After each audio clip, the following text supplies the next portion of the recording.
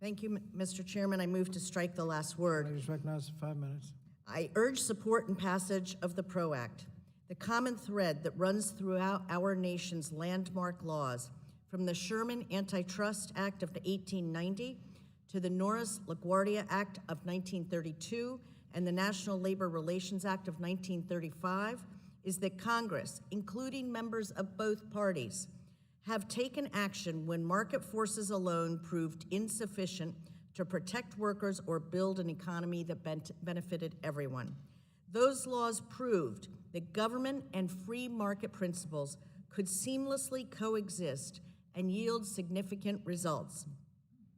Strong union membership has not only been shown to increase productivity and reduce turnover, it also gives the middle class more purchasing power. A 2018 study examining 80 years of data found that union membership was consistently associated with wages that were 13 to 20% higher than similar non-union workers. Unfortunately, the common thread that has held our middle class together has frayed over time through successful lobbying, anti-union marketing efforts, new laws, and the appointment of management-friendly jurists.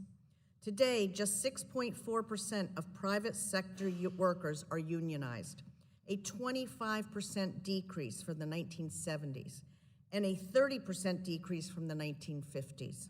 And that decrease is not a reflection of union apathy, as some opponents of labor argue. Recent polling shows that 62% of workers want to unionize, but current rules put workers on unequal footing with management. Management employs unfair methods to avoid organized labor by simply misclassifying workers as independent contractors, even though they control the manner and method through which the work is completed. A 2015 study found that between 10 and 20% of employers misclassify at least one worker as an independent contractor.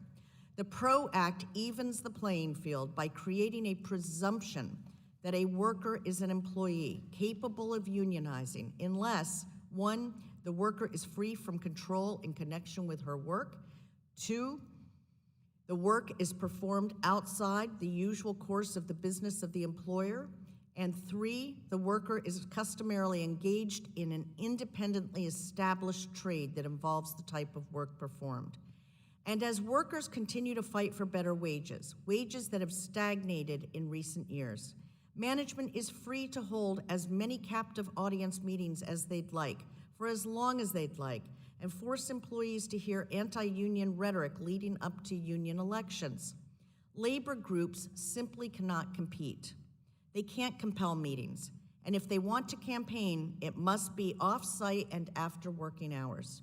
The PRO Act evens the playing field by outlawing mandatory captive audience meetings, because the freedom to associate or not associate should also include the freedom not to listen. Our economy is built off the backs of our workers. It's time we pass legislation that recognizes the value of our workers and their right to organize.